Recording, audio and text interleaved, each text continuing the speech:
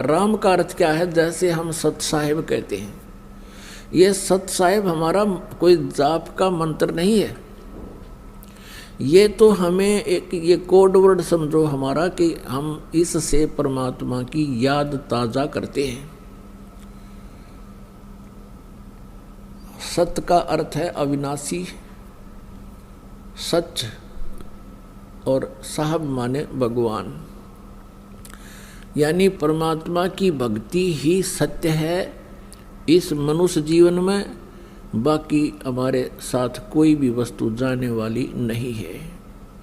तो इसका वास्तविक उद्देश्य ये होता है कि हम सत साहेब बोलते हैं, आप भी कहते हो भाई सचमुच आपके हृदय में न्यू आवे सत साहेब, तो दूसरा भी भक्त बोलेगा सत साहेब। भाव ये होना चाहिए कि ये सब जहाँ हम क्रिया कर रहे हैं ये तो हम फंस गए या मजबूरी है, लेकिन सच्चा तो भगवान ही और उसकी भक्ति ही है। ये मूल उद्देश्य सच्चा काम तो यही है, ताकि फिर वो भक्ति याद रहे उसके।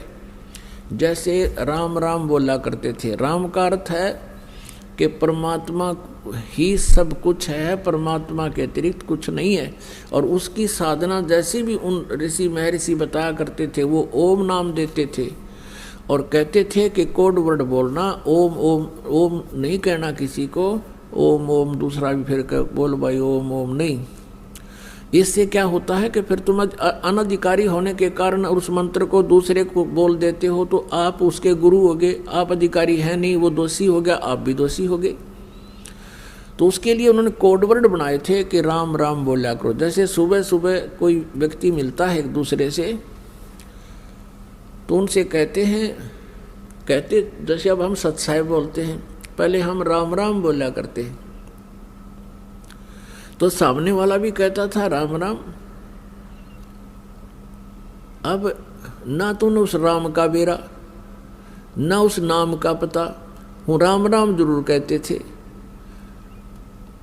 अब ऋषि जी ओम नाम देते थे, लेकिन इसको गुप्त रखने को कहते थे कि तुम किसी को बताना नहीं है ये मंत्र, क्योंकि यदि शिष्य किसी शिष्य को ये नाम बताता है तो वो स्वयं भी दोषी हो जाता है, और कोई व्यक्ति उसके कहने से उसका जाप शुरू कर देता है तो वो भी दोषी हो जाता है। जैसे कोई नकली पासपोर्ट बनाता है, लाइसेंस बनाता है, तो दोनों दोषी हैं, वो अधिकारी नहीं। इसलिए इसको गुप्त रखा करते थे और कहते थे राम राम। राम राम का अर्थ है कि भाई भगवान गुरुदेव ने जो नाम दिया है, परमात्मा की भक्ति करते रहना, कहीं काम में कार्य के अंदर संसारी काम में भूल ना लग जावे।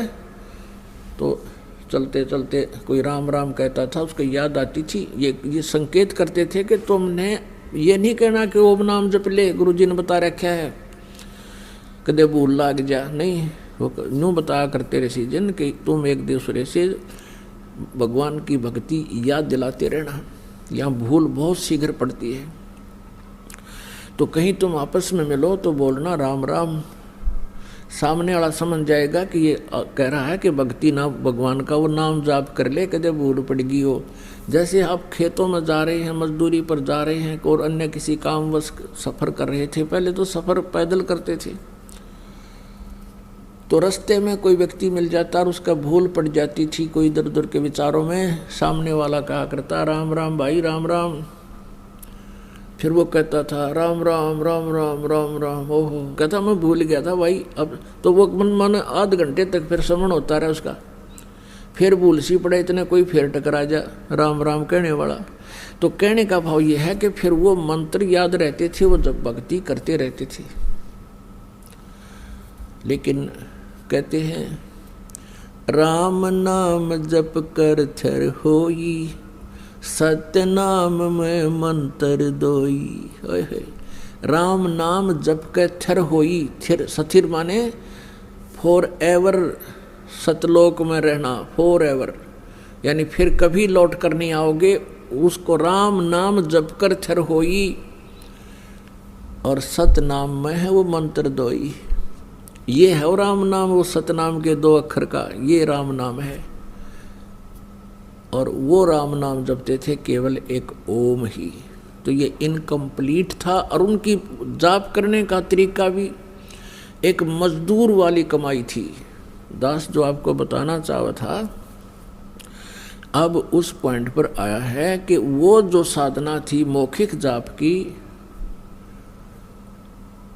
ओम ओम ओम ओम ओम ओम, फिर कहीं न कहीं ओम, 1 घंटे में कौन ओम कौन, ये सारी बकवाद थी। तो ये इसलिए तो वो तो 10 लाख बार मौखिक जाप करे और एक बार श्वास वो श्वास से जो दास बतावेगा वैसे अपने आप चाहे वो ओम वाले उपकरण भी लाग जी, उससे कोई लाभ नहीं होगा, क्योंकि उनका तो आदेश वैसे ही करना है। तुम वैसा करोगे तो वो तुम्हारे भगवान का आदेश खंडन होने से दोषी हो जाओगे। और हमारे भगवान का आदेश है श्वास उश्वास में नाम जपो, व्यर्था श्वास मत खो, न जाने इसे श्वास को हो, आवण हो कि न हो। अब हमारे भगवान का तो आदेश है कि श्वास उश्वास से नाम जपना है, और इनके भगवान का आदेश है कि उच्चारण करके करना है। तो अगर वो उच्चारण ना करके वैसे करेंगे तो वो उसका आज्ञा की अवहेलना होने से भी अपराधी है। यानी इस काल ने तो आपको यहाँ फंसा कर रखना है। इसका उद्देश्य यही है कि आत्मा, इसको मालूम है कि आत्मा भक्ति बिना नहीं रह सकती। इसको परमात्मा की तरफ उसी दिन से होगी थी जिस दिन से ये सतलोक से इस काल के साथ आई थी। उसी दिन से प्रभु की आवश्यकता इसको महसूस होने लगी थी, और आज तक हम उसको प्राप्त नहीं कर सके क्योंकि हम काल के द्वारा भ्रमित ज्ञान पर आश्रित रहे।